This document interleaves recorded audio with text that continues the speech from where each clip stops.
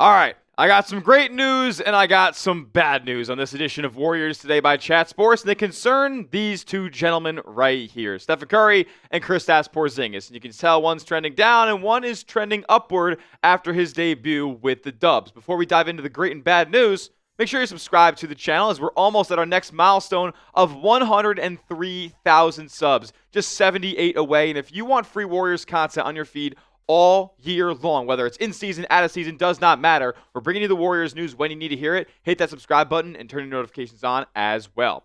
All right, so the bad news, we're going to have to start with that because you always want to start with the bad and then, get rid of that first.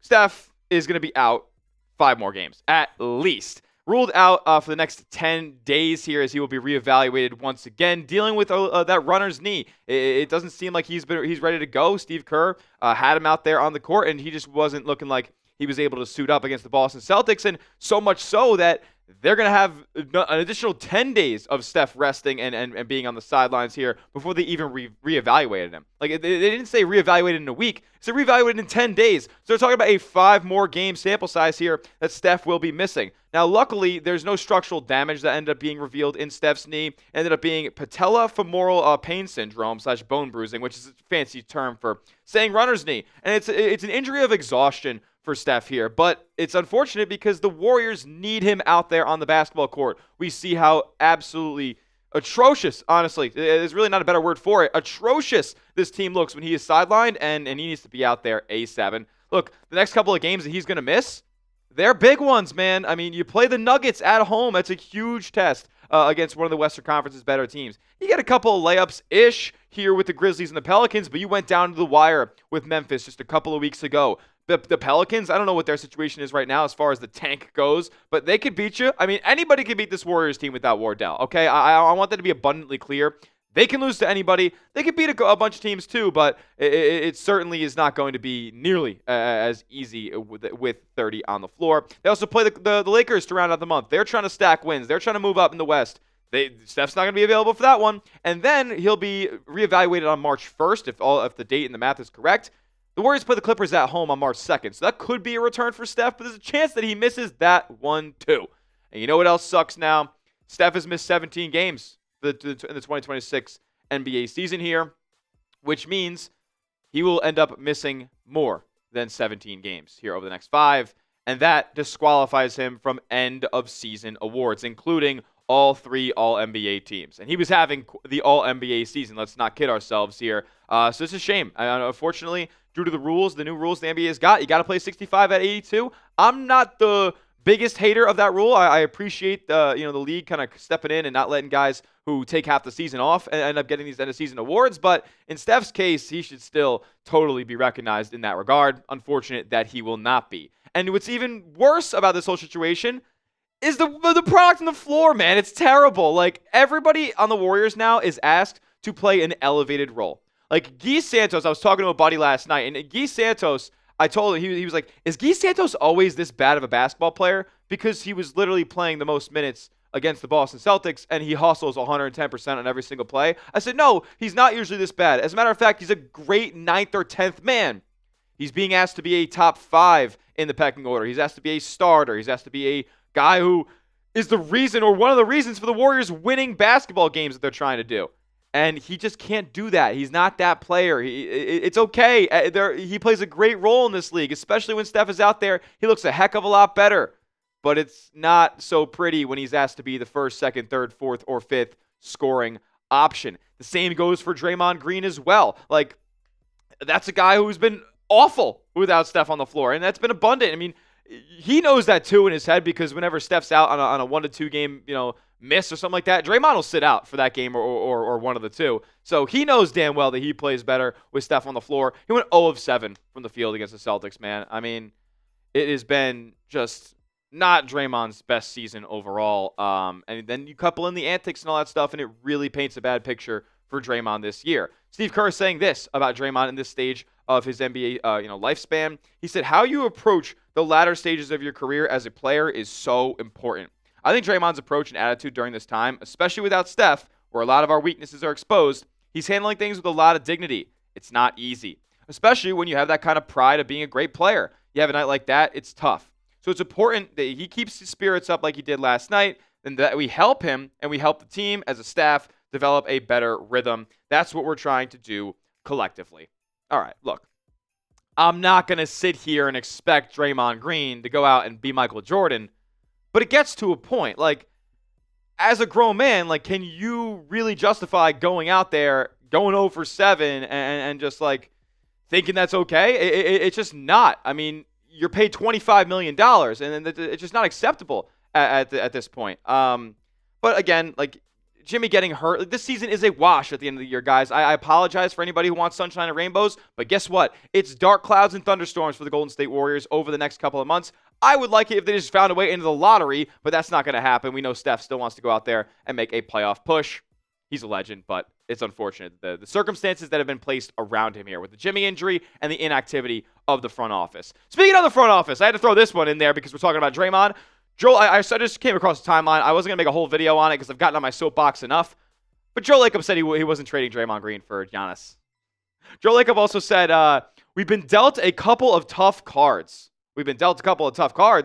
Brother, you're the dealer. Like, what are we doing here? You're the reason that all these tough cards have been in the way because you kept Brandon Podziemski and called him an all-star. So I don't want to hear none of this nonsense, moping, crying from Joe Lacob, the billionaire who thinks that the reason the Warriors won 4 titles was because of his pockets. Say me the bullshit, Joe. Like, just move on, get back to silence. We don't need to hear from you for another 4 or 5 years. With that being said, if you want Steph to get back in the lineup ASAP, because, like, I can't watch Warriors basketball for long stretches without him, man. I still watch. Don't get me wrong. I still watch these games. It is painful, though. If you want Steph back in the lineup ASAP, hit the like button, man. Make it happen. Thumbs up icon. Takes 2 seconds. All right. We'll get to the great news in just a moment. Great news on Kristaps Porzingis. Excellent debut. I mean, for what it was worth. Played 17 minutes. We'll talk about it in just a moment. First, I got to tell you guys about our sponsor. This episode is brought to you by Rocket Money. Guys, I'm like the worst spender that I know, and I decided this year I'm going to take charge of my finances. I'm going to get in a good spot, and Rocket Money is helping me do it. It's also helping me save for a vacation in the summer as well because they literally lay out your finances in the most organized and easy to understand way as possible. Rocket Money is a personal finance app that helps find and cancel your unwanted subscriptions, monitors your spending, and helps lower your bills so you can grow your savings. And in my journey of trying to lower my bills, they did find subscriptions that I was subscribed to literally twice. I had a streaming service I was subscribed to twice. It's don't ask me why, but Rocket Money helped me just get rid of that in a couple of taps. Rocket Money also has it tracks subscriptions and has the ability to cancel within the app with a few taps, saving time and avoiding charges. The app consolidates checking accounts, savings accounts, loans, and investments into a single dashboard to give users a clear view of their financial picture. They also have an automated savings feature that grow towards goals with adjustable amounts and frequency. You get a little bit of a set it and forget it approach. Rocket Money does all the work for you. So let Rocket Money help you reach your financial goals faster. Join at rocketmoney.com/warriorschat. That's rocketmoney.com/warriorschat. rocketmoney.com/warriorschat. All right. Kristaps Porzingis, great news. This dude looked awesome. And I understand it's not gonna save everything here. He's not going to turn around the season, but it was entertaining to watch Kristaps Porzingis rock in a Warrior jersey for the first time. It's so funny. When Jimmy Butler was traded for Golden State, I'm just realizing this now, actually.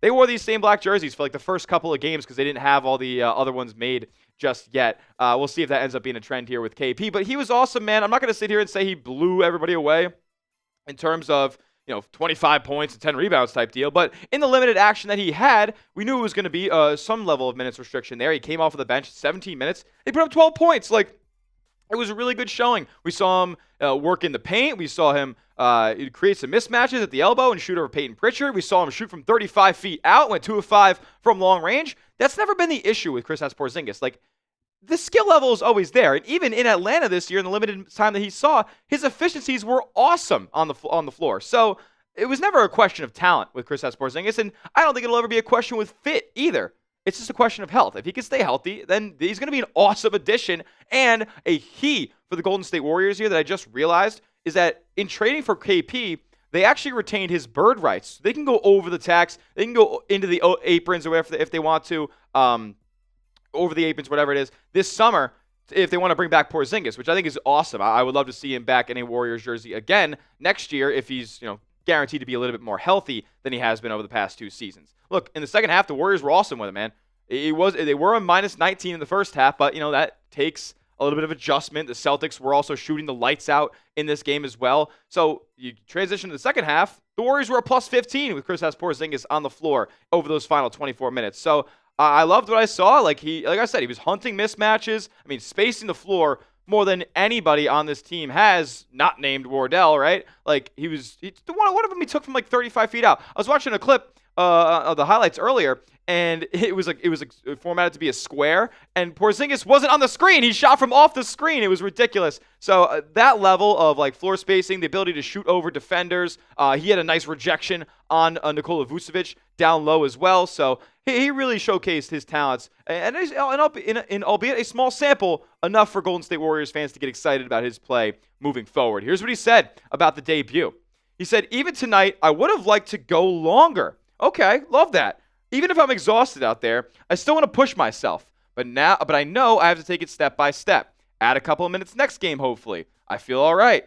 I felt all right, far from being in perfect shape. But I think for the first game back, after a while, getting some energy back, I'm feeling good. Okay, KP, feeling good, feeling healthy, feeling right, or at least healthier than he has been this season. Steve Kerr did say about him in the second half, he said he just looked more comfortable and settled in. Hell yeah, dude. This is going to be an awesome adjustment. I can't wait to see Steph on the floor with Porzingis here. Could be a really, really good addition here that a lot of us trashed when the trade was initially made, including myself. So hopefully KP makes us eat our words here for the foreseeable future. With that being said, let me know what your grade is for Kristaps Porzingis' debut with the Golden State Warriors. Let me know your thoughts on KP for the first time in a Warrior jersey. A, B, C, D, or F. Comment down below. As that will do it for today's show. Make sure you're subscribed to the channel, youtube.com/WarriorsTV, for the latest and greatest on your Dubs all season long. See you guys next time, and as always, let's go Dubs.